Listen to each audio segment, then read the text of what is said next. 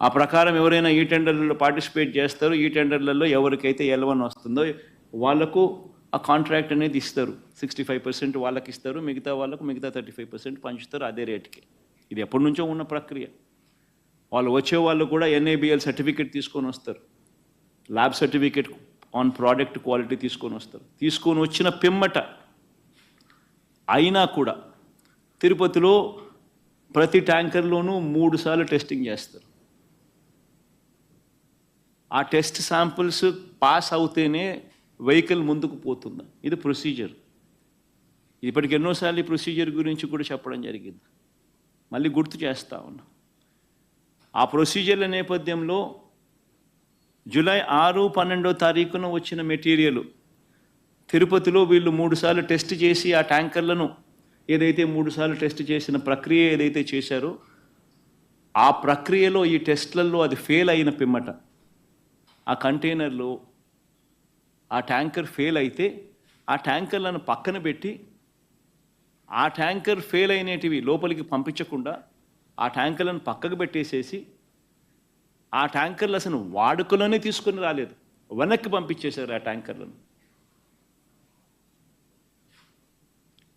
ఒకసారి ఆ 3 టెస్టులు ఫెయిల్ అయిన ఆ ట్యాంకర్లను మరొకసారి రీకన్ఫర్మేషన్ కోసం, రీటెస్టింగ్ కోసం మళ్ళీ NDDBకి కూడా పంపించడం జరిగింది ఆ శాంపుల్.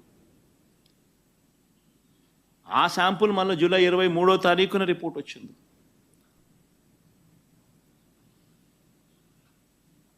ఒకసారి ఆ జూలై 6, జూలై 12న వచ్చిన ఈ ట్యాంకర్లు ఏదైతే టెస్టులు తిరుపతిలో చేసిన టెస్టులు ఏదైతే ఫెయిల్ అయినాయో అవి ఏదైతే వెనక్కి పంపించారో, వెనక్కి పంపించడమే కాకుండా షోకాస్ నోటీస్ వాళ్ళకి ఇచ్చారో ఆ జరిగిన సందర్భంలో జరిగిన ఒకసారి ఆ వీడియో క్లిప్పింగ్స్ ఒకసారి మళ్ళొక్కసారి గుర్తు చేస్తా ఉన్నా, ఒకసారి మళ్ళీ ప్లే చేస్తూ. ఇది జూలై 23వ తారీఖున సాక్షాత్ ఈఓ మాట్లాడిన మాటలు. జూలై 23వ తారీఖున ప్లే చేయండి అమ్మా. ఒక ఇంపార్టెంట్ ఆస్పెక్ట్ ఏంటంటే టేస్ట్ అనేది మనకు తెలిసిందే, కానీ ఎరోమా అనేది మనకి కరెక్ట్గా ఉందా లేదా, క్వాలిటీ లేకపోతే మేము మీద చర్యలు తీసుకుంటామని అందరి మేనేజ్మెంట్ వాళ్ళు వచ్చారు. ఒక్కొక్కరు మాట్లాడి చెప్పిన తర్వాత కొంతమంది ఇంప్రూవ్ చేశారు. ఆ శాంపుల్లో అడల్టరేషన్ ఉందని తెలియదు. ఏం అడల్టరేషన్ ఉందంటే వెజిటబుల్ ఫ్యాట్స్ అంటే మనకి వనస్పతి అంటాం కదా, vegetable ghee or vanaspati or whatever, అది కలిసిందని తెలిసింది. ఆ సప్లయర్కి బ్లాక్ లిస్ట్ చేయడానికి షోకాజ్ నోటీస్ ఇవ్వడం జరిగింది. ఈ టెండర్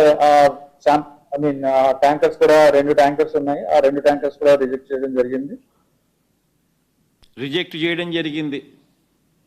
టెస్ట్ చేసినాము, రిజెక్ట్ చేయడం జరిగింది అని చెప్పి జూలై 23వ తారీఖునే, అంటే NDDB శాంపుల్స్ వచ్చిన తర్వాత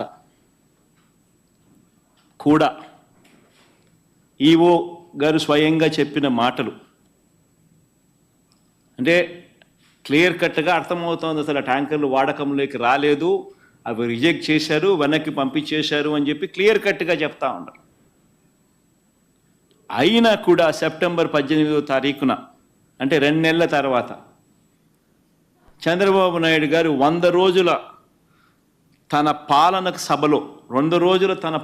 సభలో తన పాలన అన్ని విధాల ఫెయిల్ అయిపోయి ఉన్న పరిస్థితుల నేపథ్యంలో ప్రజలు సూపర్ 6, సూపర్ 7 పరిస్థితి ఏమిటి, ఎన్నికలప్పుడు ఇచ్చిన హామీల గురించి ఏమయ్యాయి మా హామీలు అని చెప్పి ప్రజలు చంద్రబాబు నాయుడు గారిని 100 రోజుల తన పాలన మీద నిలదీస్తూ ఉన్న నేపథ్యంలో,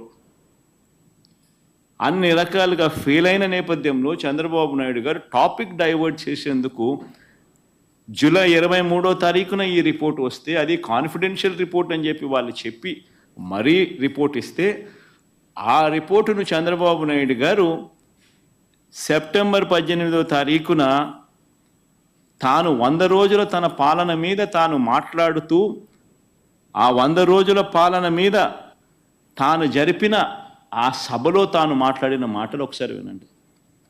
దేవుని దగ్గర పెట్టే ప్రసాదం అపవిత్రం చేసే విధంగా ఓసారి బాధేస్తుంది. నాసి రకమైన ఇంగ్రీడియంట్సే కాకుండా ఎనిమల్ ఫ్యాట్ కూడా వాడారని ఏది గీకు బదులు. అంటే ఒకవైపునేమో జూలై 23వ తారీఖునే ఈవో అసలు యానిమల్ ఫ్యాట్ కాదు, అది వెజిటబుల్ ఫ్యాటు అంటే ఎన్డీడీబీ రిపోర్ట్ వచ్చినాక కూడా, అంటే ఎందుకంటే ఆయన జ్ఞానం ఉంది కాబట్టి, ఆయనకు తెలుసు కాబట్టి రిజెక్ట్ చేసేసినాము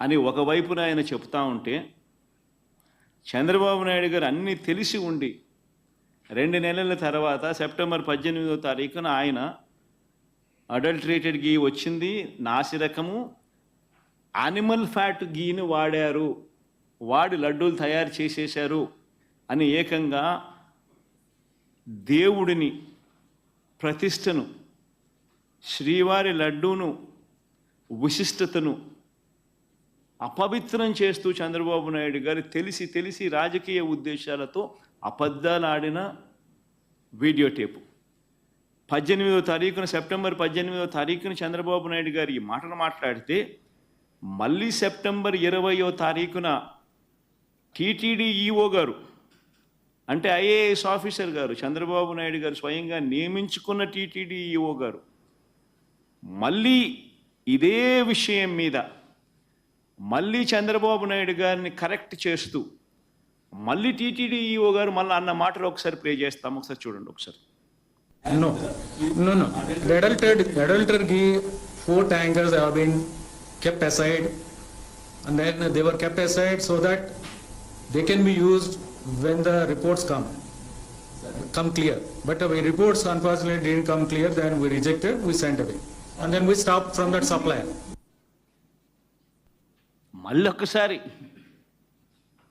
మరొక్కసారి ఇంగ్లీష్లో కూడా చెప్పాడు, నేషనల్ మీడియాకు కూడా చెప్పాడు.